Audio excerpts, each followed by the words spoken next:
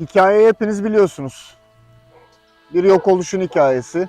Yıkılmış binalar, yok olup giden hayatlar ve bu yok olup giden hayatların içerisinde o enkaz yığıntısında tamamıyla kaotik bir ortamın içinde, umutsuzluğun içinde umudu arıyorsunuz. Belki birçoğunuz çok sevdiğiniz, hoşlandığınız ya da nefret ettiğiniz bir işi yapıyorsunuz. Yaptığınız işin karşılığında verdiğiniz emeğin mükafatı olarak belli başlı maddi kazanımlar elde ediyorsunuz. Ama bizim gibi benim sürekli dillendirdiğim bir avuç mahallenin delisi hayatı pahasına belki bu uzun bir süreçte sizin verebileceğiniz bir karşılık ama empatik olmak gerekirse eğer gerçekten empatiyi yapabilirseniz bu kabiliyete hatta sahipseniz girdiğiniz enkazın içerisinde bir anlık sarsıntıyla bir taş yığının altında kalabilme ki bir andan bile kısa bir riskle canınızı ortaya koyarak bir şeyler yapmaya çalışıyorsunuz. Hani o az önce söylemeye çalıştığım çok sevdiğiniz ya da nefret ettiğiniz işte bir karşılık mükafat olarak maddi bir kazanım elde ettiğinizi söylemiştim ya. Belki de bir huzur buluyorsunuz. Tıpkı burada olduğu gibi hiçbir karşılık beklemeden bunu yapıyorsunuz. Hiçbir karşılık almadan. Tamamıyla adı gönüllü olan bir sistemin içerisinde dayanışma ve yardımlaşmanın lezzetini alıyorsunuz. Bunu bir avuç insan yapıyor. Birkaç kişi. Ve ona destek veren diğer insanlar. Müthiş bir dayanışma. Ama buraya hiç girmeyeceğim. Sadece gördüklerim ve yaşadıklarımı söyleyeceğim. Deminden beri ifade etmeye çalıştığım şey aslına bakarsanız bir fedakarlık. Siz insan olarak hayatınızdan ne kadar ya da neyi feda edebilirsiniz bunu bilmiyorum. Bunun muhasebesini elbette ki herkes kendi vicdanıyla yapabilir. Bunun ölçütü herkesin kendine göre ne şekilde yaparsanız yapın. Bu elbette ki kendi tasarrufunuzda. Ama bazı fedakarlıklar vardır ki elbette ki bizlerin yaptığından da çok daha fazlasını yapmış olan nice insan var. Buna hiçbir şekilde şüphem yok. 6 Şubat'ın ertesinde 7 Şubat'tan beri aylardır hala daha orada olan, mücadele eden arkadaşlar var. Ben birkaç ay önce sağlık problemlerim sebebiyle alandan çıkmak, ayrılmak zorunda kaldım. Şu an hala orada değilim. Orada arkadaşlarım var ve mücadele ediyorlar. İlk başta enkazlara girmeye başladık. İçinde canlı yoktur denilen enkazların içerisinden umutsuzluğun içine hapsolmuş canlıları çıkartmaya başladık. Yüzlerce enkaz, binlerce hayvan çıkarttık. Haftalar sonra binanın enkazının altında ölmüştür denilen yerde inekleri çıkarttık, tavukları çıkarttık, kedileri çıkarttık mahsur kalmış olan, köpekleri çıkarttık. Ağır hasarlı, yıkılma riski olan binalara yetkililerin giremezsin demesine rağmen bizler ama vinçle ama yıkıntı enkazın içerisindeki yıkılmış olan, yıkılma riski olan merdivenlerden tırmanarak mahsur kalmış olan hayvanları çıkarttık. Arkasından arama kurtarma ekiplerinin ilk başta şehirden ayrılmasını görmeye başladık.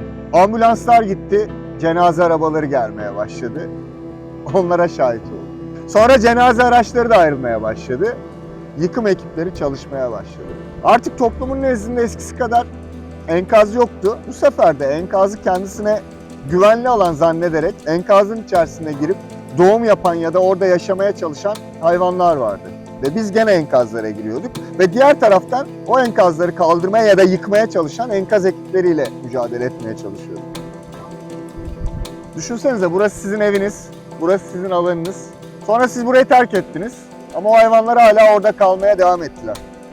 Sizin sokağınızdaki sokak kedisi ya da sokak köpeği siz orayı terk ettiniz ama onlar hala orada yaşamaya devam ettiler. Şu anda işte evimiz hasarsız olduğu için eve taşındık geri. Aynı işte sabahlar kalkıyoruz, kedilerimizi, köpeklerimizi besliyoruz. Çıkıyoruz, beslemeler yapıyoruz. Kırıntılar haşlıyoruz kediler için. Sokaktaki hayvanları beslemeye çalışıyoruz. Hasta olanı eve alıp iyileştirmeye çalışıyorum kendim. Veterinere de götürmesek bile. Kaç yavru kedi bulduk, hep eve getirdik. Onları büyüttük. Sonra da bizde kaldı onlar. Bizim kedilerimiz oldu.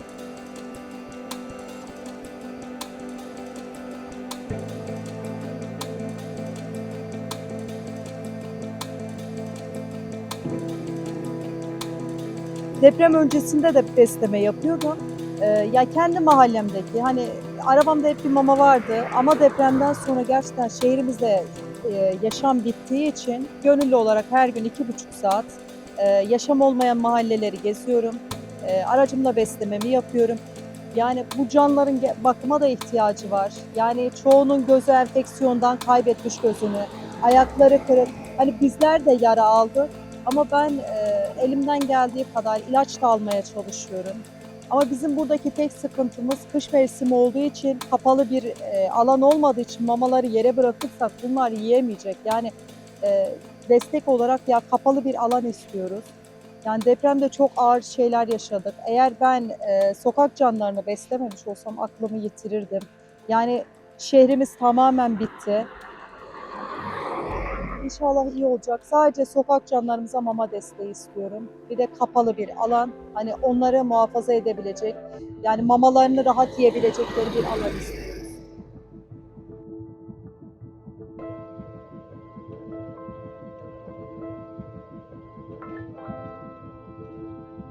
İnsanları bırakın bir tarafa, mesela hayvan, sokak hayvanları, sokak hayvanlarına verdiğimiz özveri, hayvanların barınabileceği bir yer bile yok yani.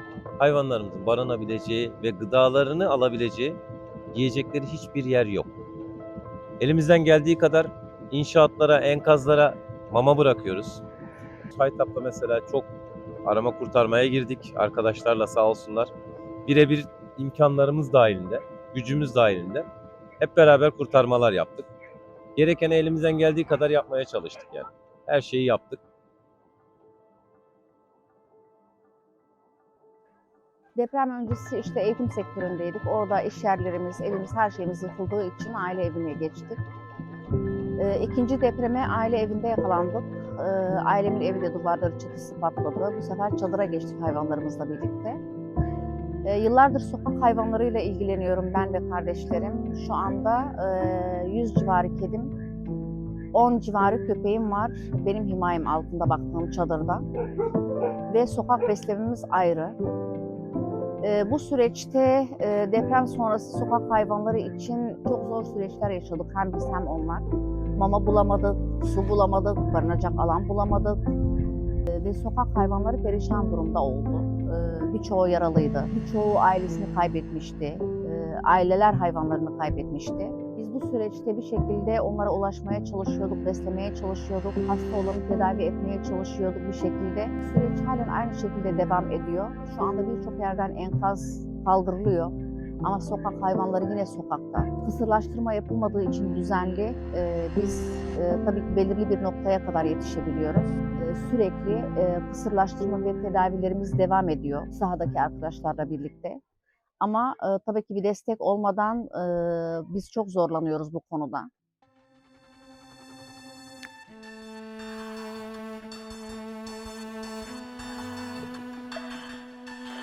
Mama olarak, yani kedilerin oradaki beslenme açısı olarak da takip edilmesi gerekiyor. En azından aşılama konusunda, madem bir popülasyon arttırımı gözetiliyor orada, hani bize söyledikleri bu, yine ortak bir çalışmayla kedilerin sağlıklı bir şekilde hayatta kalabilmesi için aşılama konusunda bir uygulama yapılması, bir çalışma yapılması gerekiyor. Yani Hatay tüm ülkenin ve bizler için hem insanıyla hem hayvanıyla şu anda kanayan yarası. Hepimiz orada güzel şeyler olsun istiyoruz. Hem insanlar adına hem sokak hayvanları adına. Şunu da eklemek istiyorum.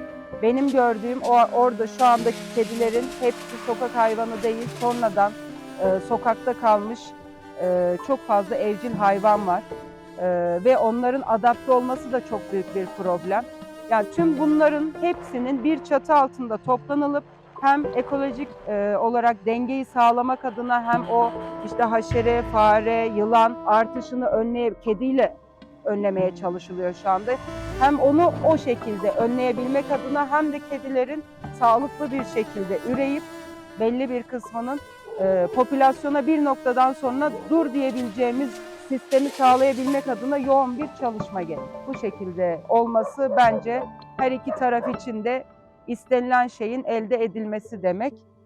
Umarım bu şekilde bir çalışma gerçekleştirebiliriz. Kendimiz için hiçbir şey yapamadık. Herkes için bir şeyler yapmaya çalıştık.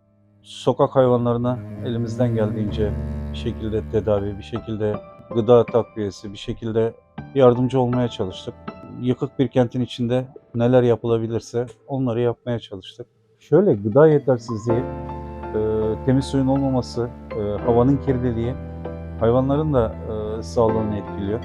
Yani bağışıklık sistemleri zayıflıyor. Birçok hastalığın ortaya çıkmasına sebebiyet veriyor. Direnç düşüyor. Hani yaşam ihtiyaçlarını karşılamıyorlar şu an. Kısırlaştırma operasyonlarının ciddi bir şekilde ele alınıp yapılması gerekiyor. Kontrolsüz bir üreme var. Kontrolsüz bir hastalık durumu var. Özellikle uyuz, herpes virüsler, ondan sonra parvoviral, korona enfeksiyonları oldukça yaygın. Bakım şartları oldukça ağır. Zaten şehir terk edilmiş durumda olduğu için gıda da bulamıyor bu hayvanlar. Yani daha kapsamlı düşünmek lazım. Ben kısırlaştırmanın ileriki süreçte en iyi çözüm olacağı düşüncesindeyim.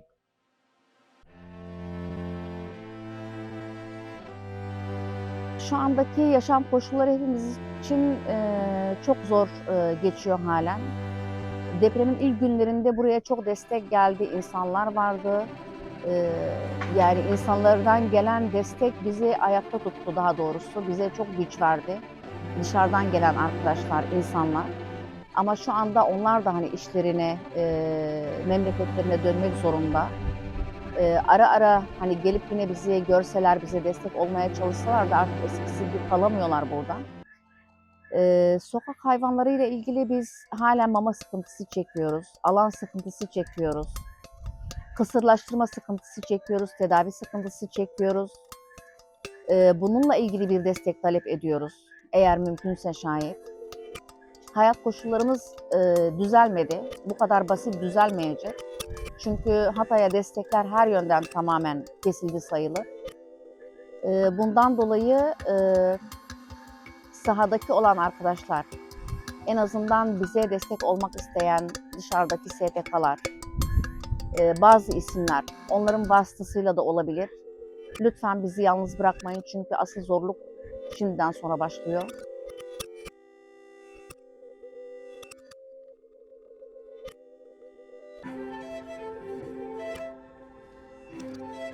Yani bizlere destek olan dernekler oldu, olmadı değil.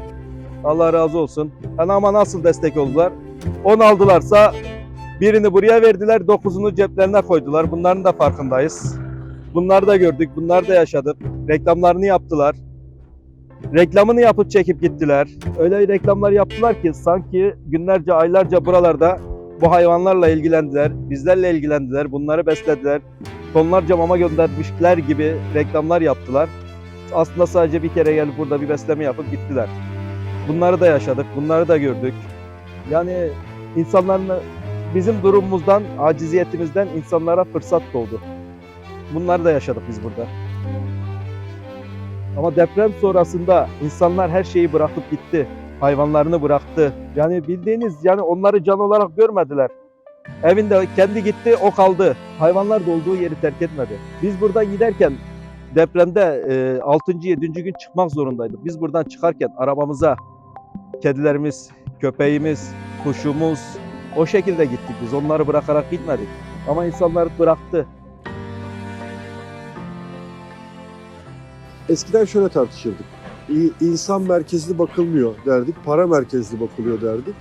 Şimdi aslında daha bütünlüklü bir yaklaşım sergilemek lazım. Bir bütün olarak doğayı korumayı, bir bütün olarak bütün canlılarla birlikte yaşadığımızı kabul etmeyen bir anlayış hakim burada. Kademe kademe hepsini yok sayan bir anlayış. Yani insanı da yok sayıyor, hayvanı da yok sayıyor, doğayı da yok sayıyor. Bütün bunlar sadece rant, para eksenli değerlendiriliyor.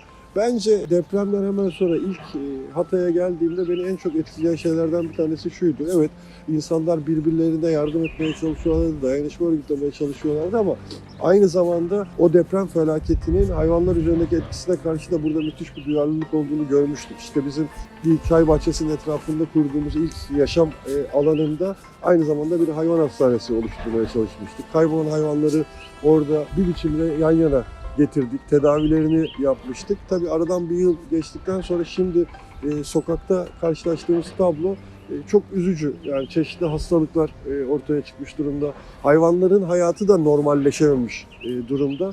Dolayısıyla önümüzdeki dönemin bizler açısından önemli başlıklarından bir tanesi de kentler sadece bize ait değil. Biz onları tüm canlılarla birlikte paylaşıyoruz, birlikte yaşıyoruz ve ancak böyle baktığımızda bir anlam kazanıyor yaşadığımız kentler. Özel olarak hayvanlara ilişkin de başta yerel yönetimlerin, sonra yurttaş inisiyatiflerinin, kuşkusuz bu alanda özel olarak faaliyet yürüten demokratik kitle örgütlerinin, platformların bir araya gelmesi ve tüm dostlarımızla beraber, tüm can dostlarımızla birlikte bir hayatı inşa edeceğimizi aklından çıkartmamak gerekiyor.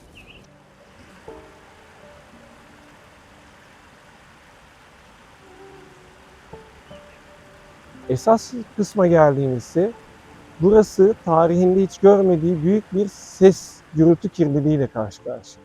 Yani şayet eğer bu şehrin bir gürültü kirliliğini deprem öncesi ve bugün arasında aldığınız zaman bu kirliliğin özellikle ötücü kuşlar üzerinde çok büyük bir etkiye sahip olduğunu görebilirsiniz. Zaten halihazırdaki şehir kirliliği kuşların, ötücü kuşların doğal hayatta daha orman içerisindeki türlerine göre daha fazla seslerinin çıktığını, daha yüksek frekanslarda ötüşler yaptığını bilirsiniz. Şimdi bu şehir öylesine bir gürültü var ki bizim çok daha ötemizde yüksek frekanslara ulaşan, onları hisseden canlılar için ciddi bir gürültü kirliliğinden bahsedebiliriz.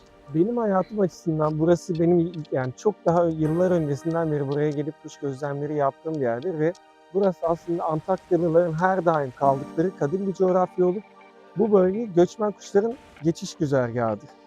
İlk kez bu tarihte göçmen kuşlar bu ülke kentinin insanları ile birlikte göçüyorlar. Bu daha önce burada bizim karşılaştığımız bir şey değildi. Yani bu bölgeye gelen kuşlar bu coğrafyadan çıkıp başka yerlere gittiği zaman Antakyalılardan, Amanoslardan çıktıktan sonra karşılaşmazlardı. Ancak bu depremle birlikte Antakya insanı bu coğrafyanın birçok yerine dağıldı ve bu bölgeden geçen bütün kuşlar Antakyalılarla bu coğrafyanın çok daha ötesindeki yerlerde karşılaşmış durumda. Bu duygusal olarak aslında bir yıkımın, bir trajedinin bizim açımızdan bir göstergesi aslında. Bizim kuşlar için bu coğrafyalarda iki tane aslında tanımımız vardır temel olan. Bir tanesi yerli kuşlar, bir tanesi de göçmen kuşlardır.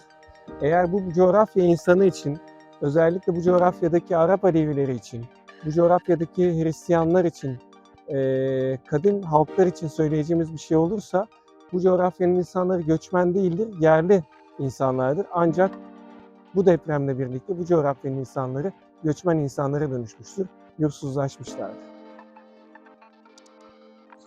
Ve bu kurduğumuz çadır kent ki şimdi sökme aşamasındayız. Çünkü artık kışa bunlarla girmek istemiyoruz.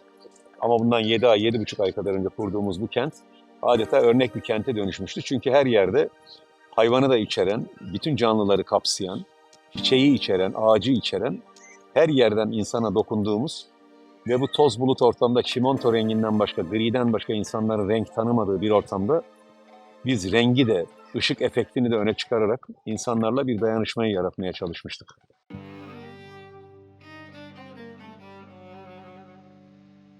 Ve buradan ayağa kalkacağız galiba. Bu şehri yeniden ayağa kaldırmak için de galiba bu insani yaklaşımlar, her şeyi unutup üniformaları, rolleri, işte kamunun sana biçtiği rolü hepsini bir kenara bırakıp bu insanlığını hatırlamak lazım. En temel ihtiyaçları hatırlamak lazım.